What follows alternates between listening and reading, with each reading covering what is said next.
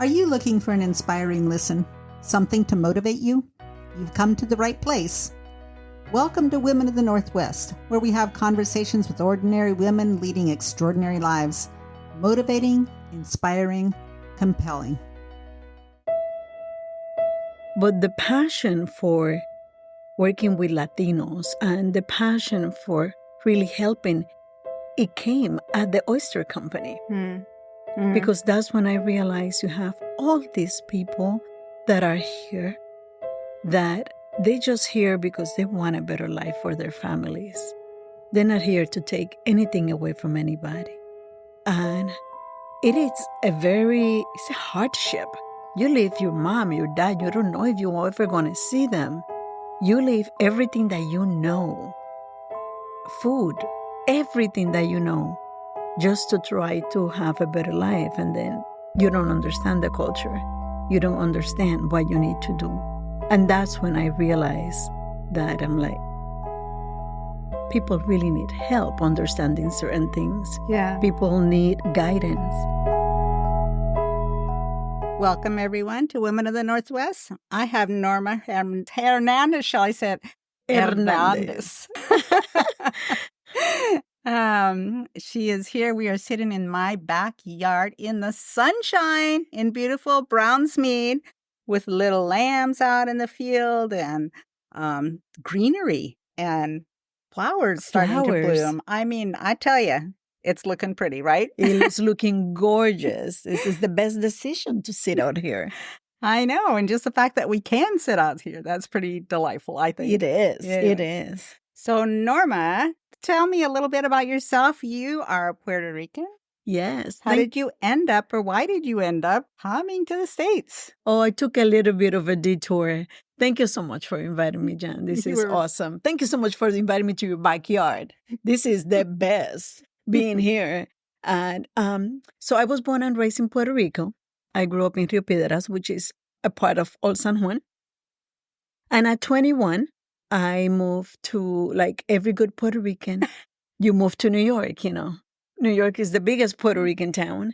So I moved there. I worked with my uncle, had a property management business, and he owned several buildings, and I worked for him and went to Lehman College there.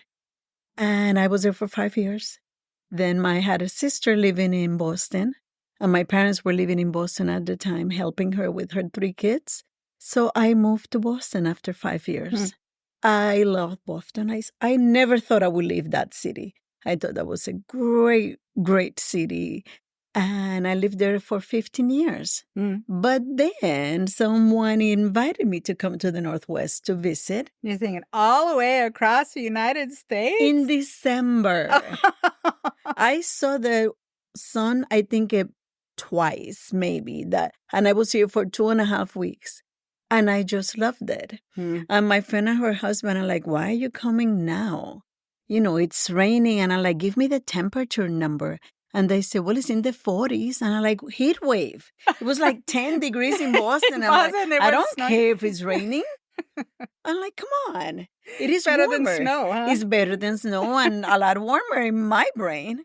And I came here and immediately fell in love with the town. Yeah. And I happened to go to a Christmas party. And owners of a oyster company based in Washington actually offered me a job because the older staff was Latino and they didn't have anybody in management that spoke Spanish. Oh. So I started in my prime. It's like, oh, yeah, here's somebody. Here's somebody. And I spent like 3 hours in that. We were in our way to Seattle, and I spent 3 hours interviewing and visiting the cannery and meeting people. And I left on January 3rd, and he offered me a job. And in February 6th, I was back. And I've been here since then, and it's been over 21 years. Now I have lived now here. You are a Northwest person. I believe, and it's no community like Astoria. Yeah. I have never felt more at home than in Astoria.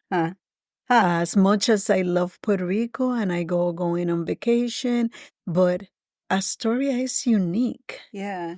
It's where I really learn about resilience and community and about being a volunteer, about caring.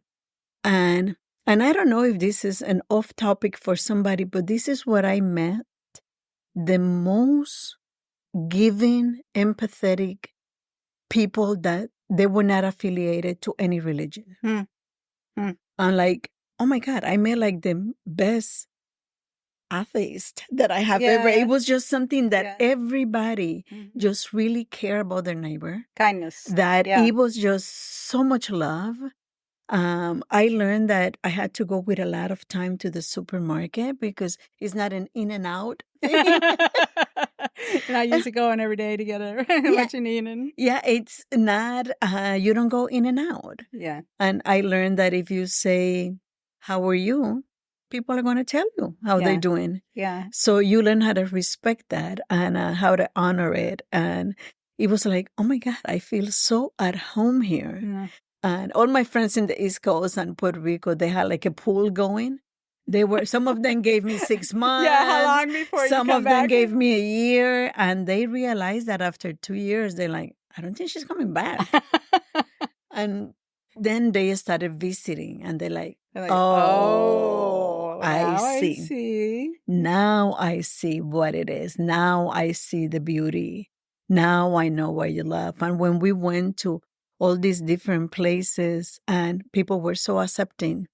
And I have one of my friends that is like a sister and she came with her daughter and they're Puerto Rican, but they're Black. They are African American. And when I went with that child, she was like, I don't know, 12, 13 at the time. And we went to all these places. She thought she was going to be looked at different. Discriminated. And maybe. And then I could hear a phone call with her and her sister. She's like, oh my God, everybody's so nice to me. And the sister is like, really? But have you seen other people that look like you? She's like, not one. But this is there are awesome. A few. Yeah, oh no, and in that time, but it was they were here like for a week. You may not run into them very often. Yes, she did not, but she was like not once yet, but she just loved it. Loved it that she could be at. One of the people that we kept encountering everywhere was Michael McCusker. And at that time, and we went in the trolley, there was Michael. We went to the Colombian Theater and Michael was there. And we went, and all of a sudden, my friend said, it's Michael McCusker, like the mayor or something. I said, he wanted it to be. It didn't happen. But it was just that kind of a thing that you can talk about. And whatever he saw them, they're like, oh, Irene, Carmen, how are you? And they're like, oh my God, we have like friends with Michael McCusker. And like, yeah. Exactly. And it was that kind of embrace, welcoming, warmth. Yeah. That compassion that I saw for other people. I don't think you see a lot of arrogant people here. No. You know? Just when they come to visit from big cities. I have become one of those that I say, oh, you must be from the city because you're not behaving accordingly. You are not from around here, are you? And I have said that to people. Like somebody rude once in the parking of Safeway. It was mean. And I just look at the person and I said, you're not from here, are you? He said, no, why? I said, because we don't talk to each other like that here. And I just and we walking. Don't drive like that. Oh, we don't drive like that. So, right. We don't cut people off. And we don't talk to each other like that. And I'm like, I said, yeah, you here, be nice. And I kept walking I'm like, oh my God, I'm one of those now. I am. Well, it needed to be said. It needed to be said. Yeah. I only found kindness and acceptance. You know, that's high praise. Yeah, as a Latinx person that is not that many Latinos that are really involved in the community and volunteering and in positions and in boards. And I mean, all these things that I feel that I can almost call. Not almost, it's just I haven't tried people who have said no to me. Even when they don't agree with what I have to say. I can say, can I talk to you about this? And they're like, okay. They might not be super happy about it, but then we end up having a great conversation and it's a good thing. And you don't find that often. Yeah. And I could honestly feel that I can call anybody in Astoria and say, hey, I have an issue. Can I talk to you? Can you help me? Or can you guide me? I said, I need guidance. Yeah. And they'll be like, yeah, come on over. Yeah. Let's talk about it. Yeah. And it's always a good, honest feedback and But that's conversation. a good way to approach things too, is, can you give me guidance on this? Yeah. That's an excellent way. Yeah, it's just like, what is it? And when no people have come that I have either been involved in interviews or in gatherings, I always say to them, please don't come here and tell us, you know what you should do? Because we're not going to listen. Yeah. That's not the way to approach us. Mm-hmm. Don't say, well, in Seattle we did this, or in Portland, we don't care. I said, we really don't care. Yeah. I said, it's a whole different culture in a way. And we base, and it's a lot of things that are really based over a beer or a glass of wine or a cocktail. Let's sit down and talk about this. Mm-hmm. Let's figure this out. And I'm like, I never know that you can resolve so many issues just having a cocktail. Yeah. And it's how I become involved with a lot of things. We're like, come on, let's just have a cocktail and talk about this stuff. And like, oh. Let's sit side by side. Side by side. Not face off. Yeah. So it has been my best experience as an adult has been living in Astoria. That it has been like the ultimate. I feel that this is where I finish growing up, where I finish understanding community. This is when I understood community. I didn't get it before. Well, I think it'd be hard to do in a city. I mean, I know there's pockets in cities, whatever, but even with that, you may not. And even I tried in Boston. I was involved in a couple of boards in community related, and it was not like that. It was really, it left me such a bad taste. And I'm like, I'm never doing this. Yeah. And when I moved here and people are, you want to be involved with this board? I'm like, no, I don't want to be involved with anything. Yeah. No, that is horrible experience. Yeah. And then little by little. Yeah. Little by little, I started volunteering with Consejo Hispano. I had a lot of my friends were then board members or a part of it. And when they had events, they will ask me and I will go volunteer. And that's how I started. But the passion for working with Latinos and the passion for really helping, it came at the oyster company. Because that's when I realized you have all these people that are here that they just here because they want a better life for their families. They're not here to take anything away from anybody. And it's a hardship.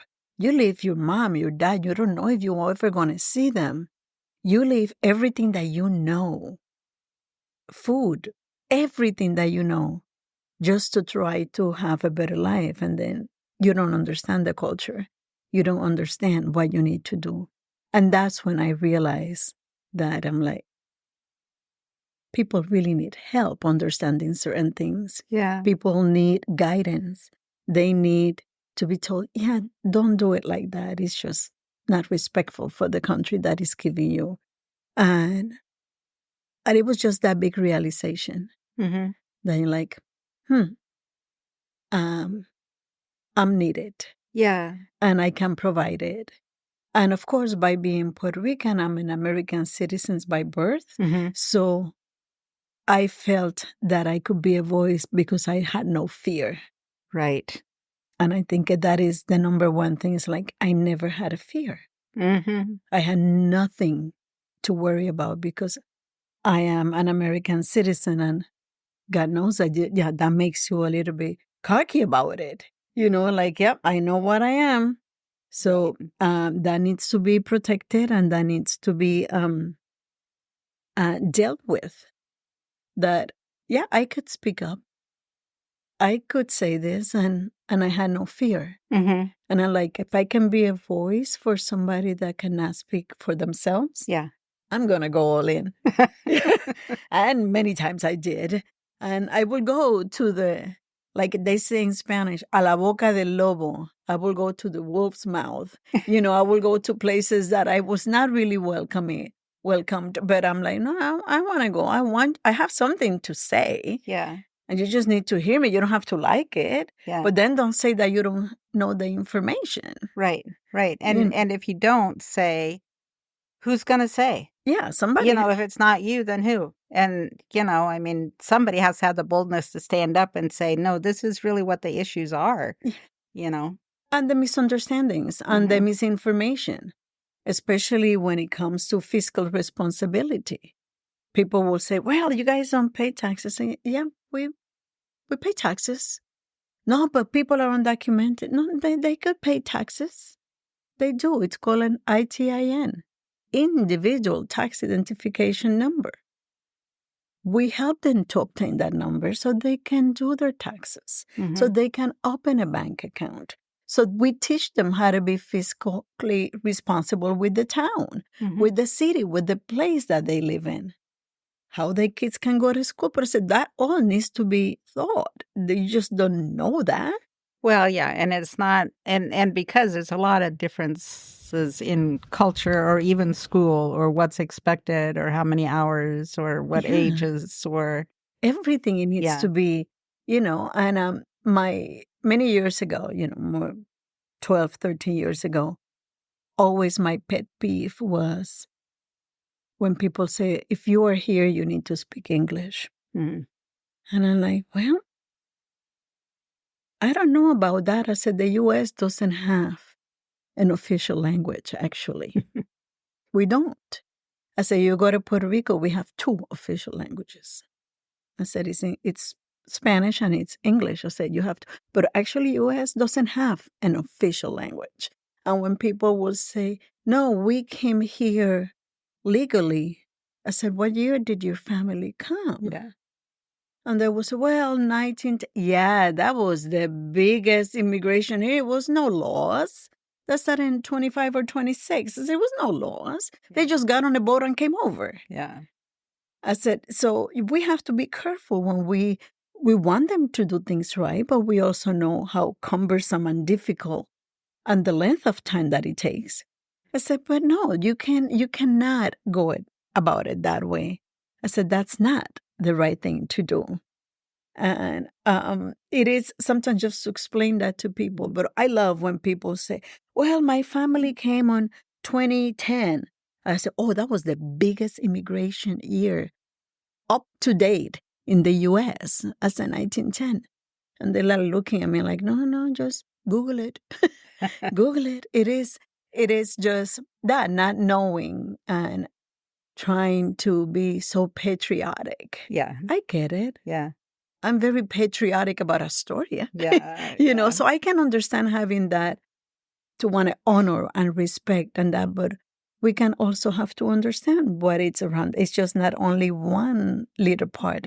It's a lot of things that encompass that situation. Yeah. But I like to go to La Boca del Lobo. I like to go to the wolf mouth. Let me see what they're going to tell me and see if I can come up with something good. I just came back from North Hollywood at my son's house, and we were doing a lot of construction on his house.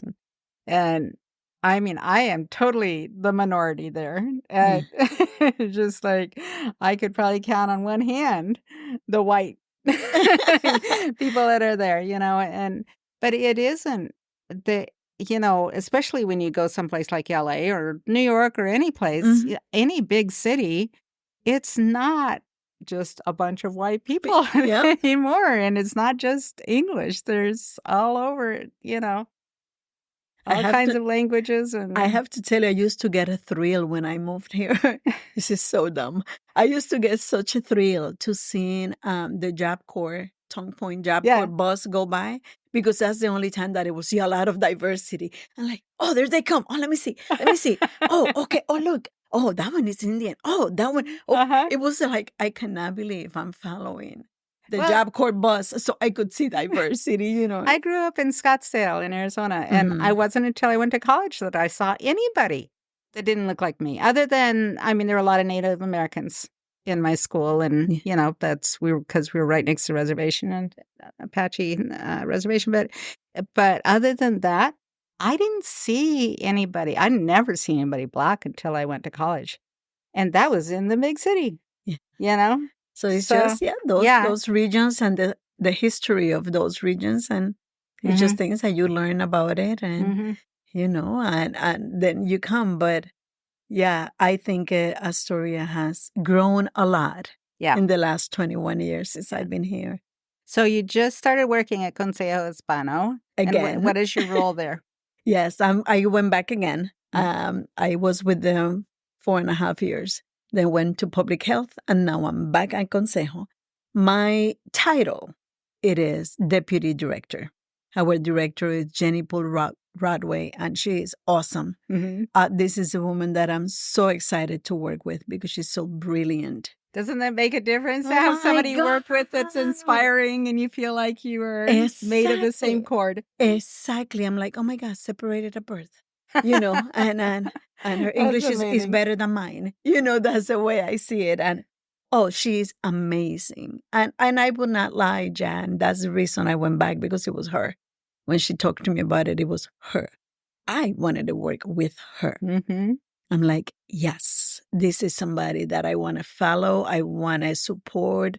I want her to guide me. I want to be by her side because she's doing fabulous things. And but even though that my job is deputy director, the way that I explain, even to our own staff and to everybody in the community, I'm a community builder. That's what I'm doing right now.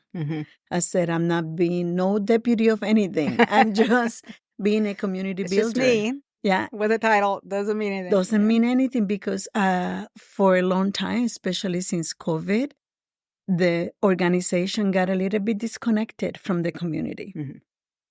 For a variety of reasons, like almost all of them. A lot of things, the community have gone through a rebirth.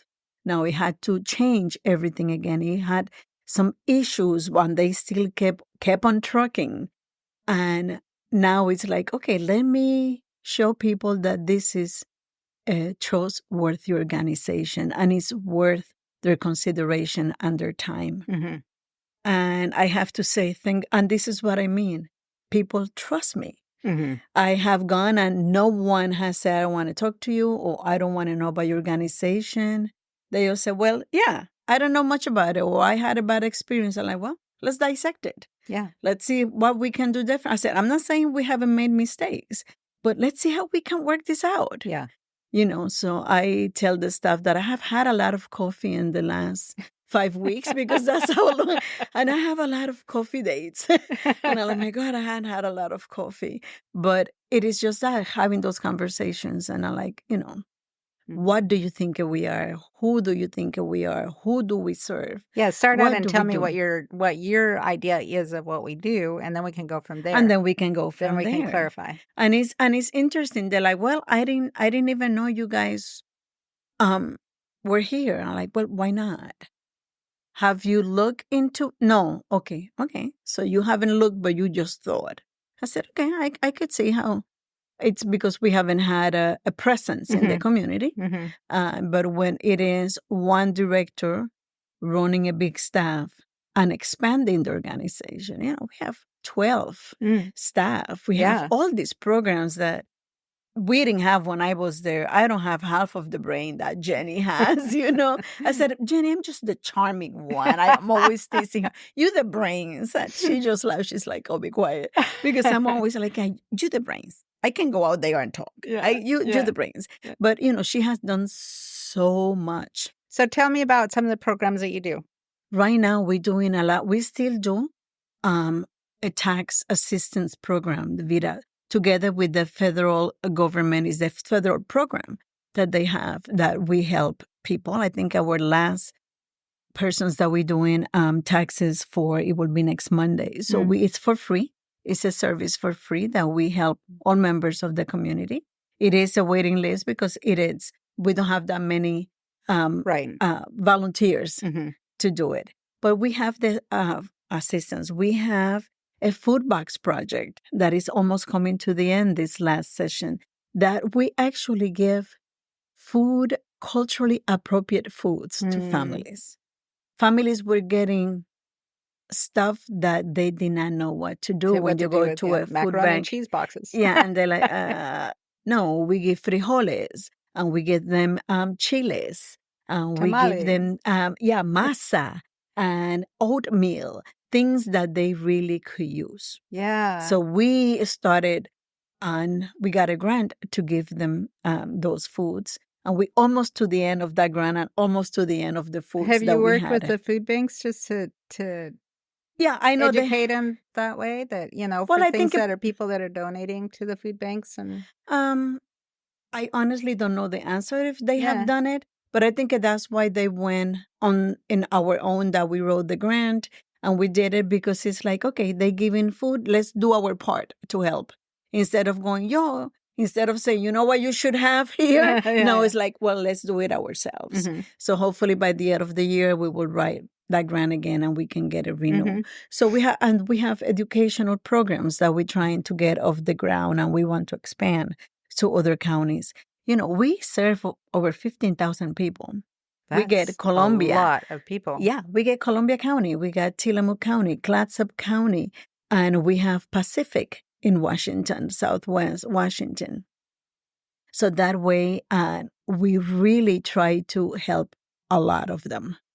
And it's like, okay, let's see what we're going to do with that. Now, with the education programs, we are trying to design this after-school program that is very, very close to my heart.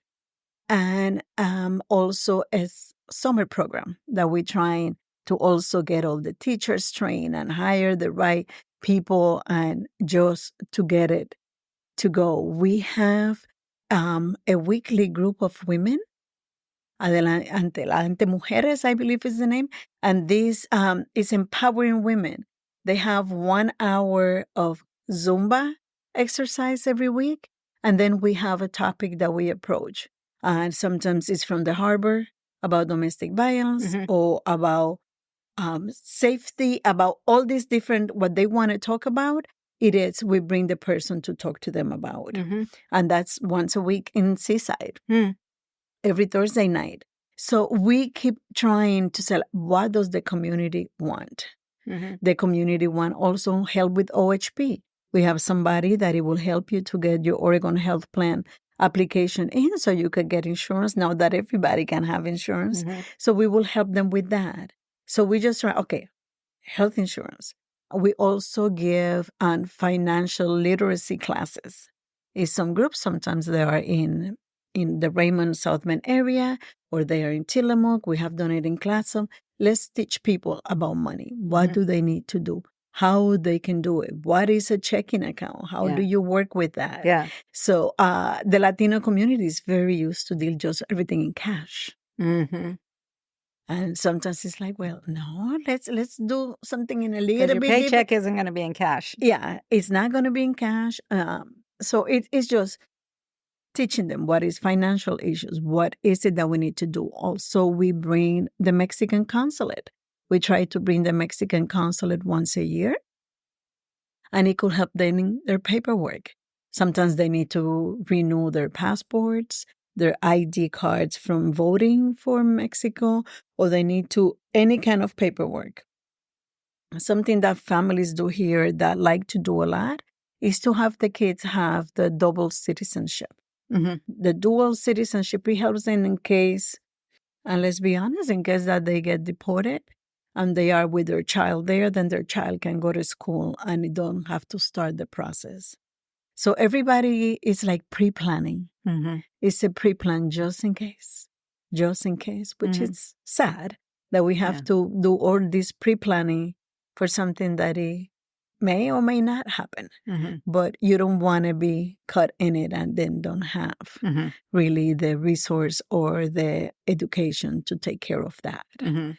So it is, it's always something new. We would love to do health workshops. That is something that is in the work plan for the future, hopefully within, a year or so, to work to do more diabetes workshops. That is something very high in Latinos.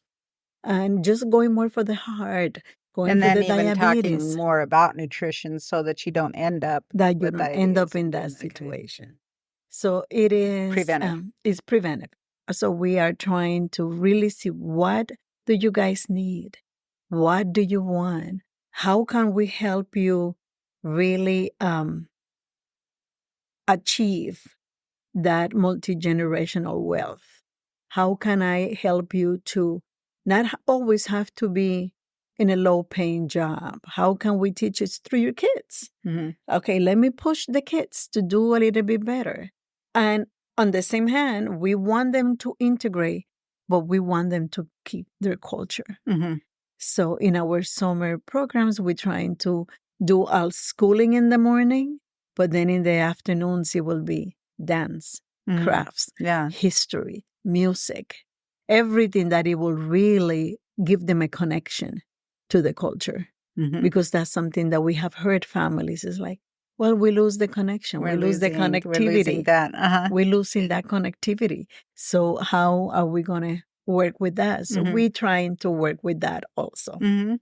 Yes. Well, and that's no different than Scandinavians, Exactly. keeping their culture, Yeah, exactly. It's just trying to do that culture part, that at least the education part. Let's do that education part about it. So it's some other stuff that you could learn about your family, about the country of your parents, about your ancestors. Let's just learn about that. Mm-hmm. And it is just, and let's also celebrate our yearly Hispanic Heritage celebration is awesome. Yeah. They have dancers, music, they teach craft. They teach to do a word that I always have a problem. I think it's called alebrijes.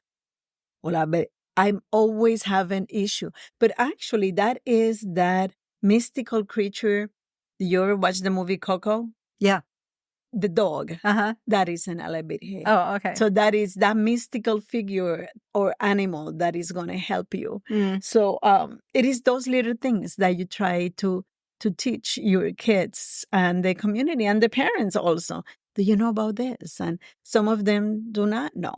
But also just because they're from Mexico, that they still have different languages or Yeah. dialects on things or their own little cultures in different areas as well. Yeah. Thank you for mentioning that, because something that it was to me very hard, 13, 14 years ago is when people will say, oh, but they don't want to learn English. I said, actually, they have their own dialect. Then they had to learn Spanish to relate to people in the area.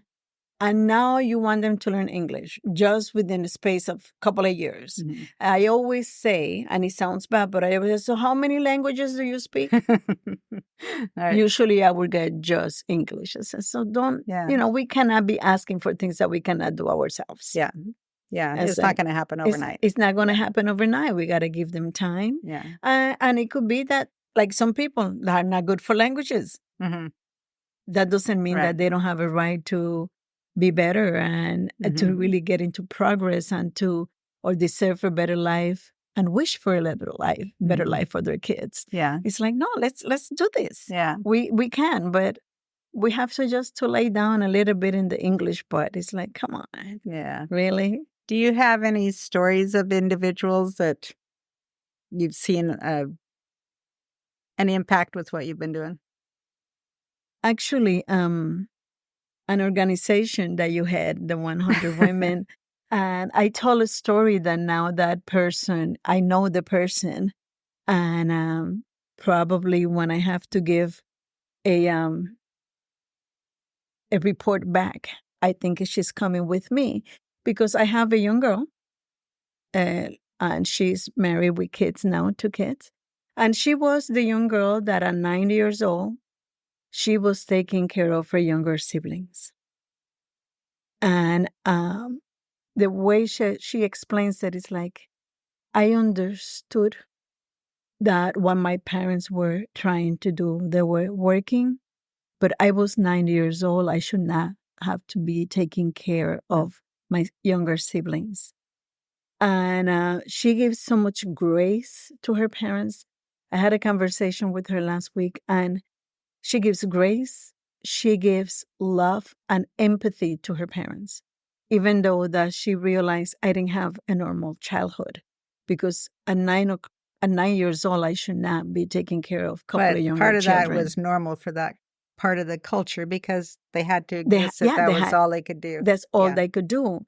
And she ended up going to college, and she graduated, and she's married. She has 2 kids, and she heads our education program. Yeah. And that is her story. Yeah. And her story is like, if we really put the faith and of our work and our efforts in our youth, it could happen. Yeah. It could happen. And she is my perfect example that it could happen. Let me guide you about what you need to do. Let me hold you. Let me take you by the hand and show you what you could do. Mentor. And then they go and they flourish. Mm-hmm. And they do these awesome things that you're like, oh my God, what a prideful moment. Yeah. And I think that is one of our best ones. The other one that I had to go with her mom and sit in the car, in the houses that she was not allowed to go in while her mother cleaned those houses. That girl is from here. She went to college, graduated, got her bachelor's, and she works in nonprofit organizations now and has a child of her own and married. And it's just like, this, it could be done. It could have great results. Mm-hmm. It just need that village. Yeah. What could we do as part of the village to help? What's the biggest thing that we could do? Or what's a little thing that we could do?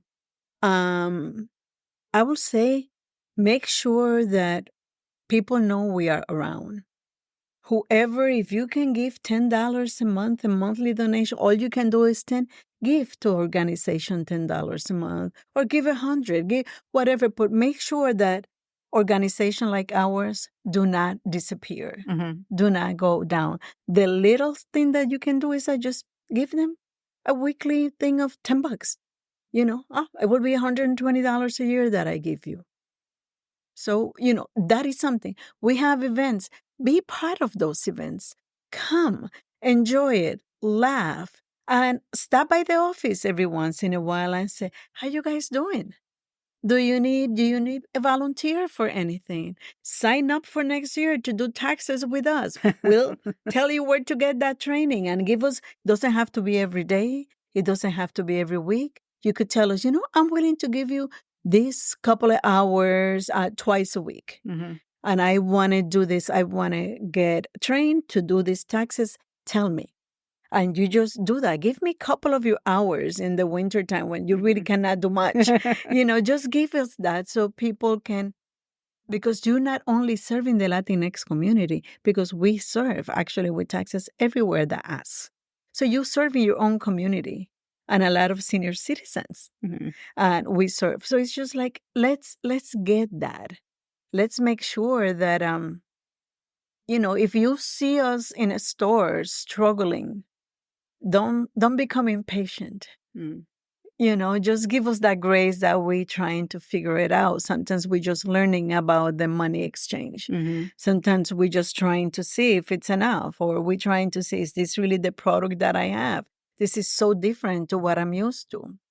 So just provide that smile. Yeah. Smile at us.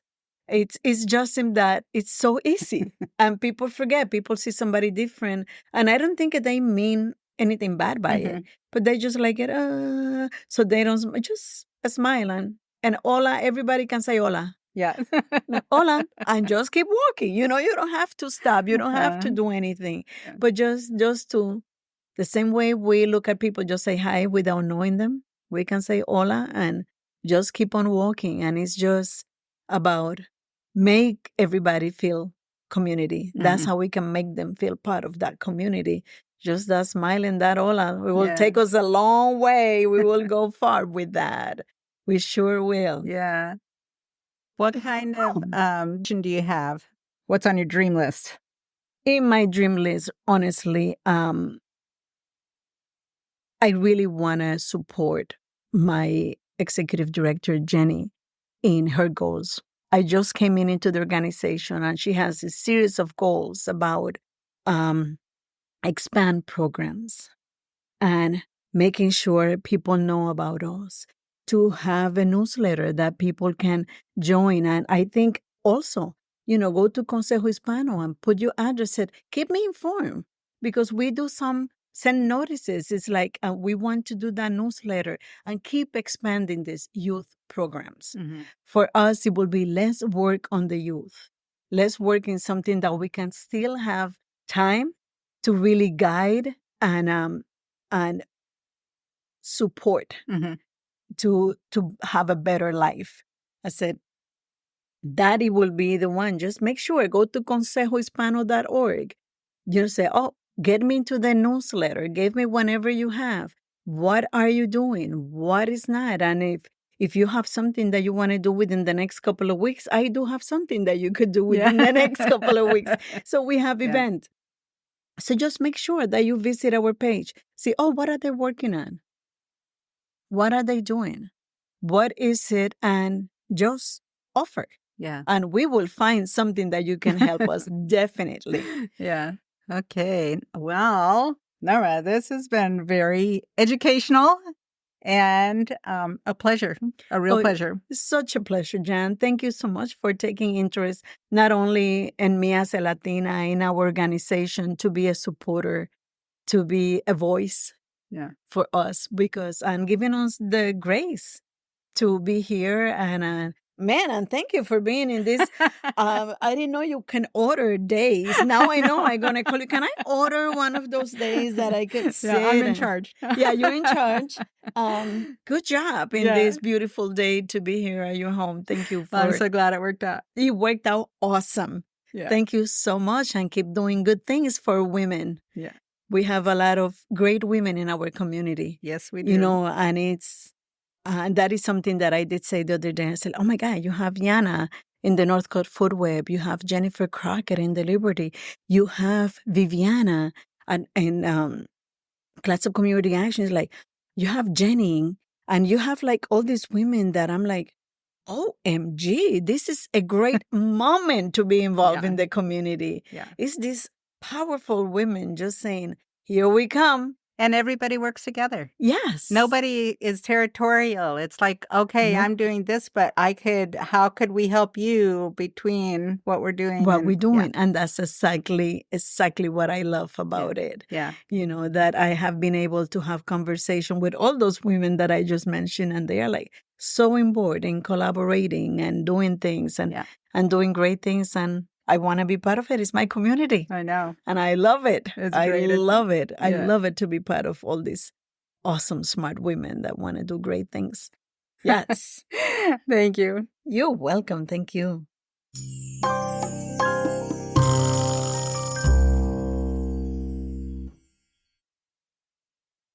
Gracias, Norma, por hablar con nosotros y iluminar la visión de nuestra comunidad latina. How'd I do with my Spanish? Are you impressed? Really, though, listeners, if this hit a chord with you about something you could participate in, be sure to stop by their office or give them a call, or donate, or just say hola to someone on the street.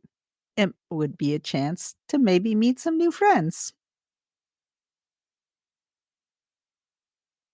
I hope you enjoyed today's episode. Thanks again for listening. I'm enjoying these conversations with interesting women. I hope you are. Where else are you enjoying meaningful conversations? How about hitting the follow button? Do you have questions or comments on the episodes? Hit me up on my website, jan-johnson.com. I will answer every email. See you again next week.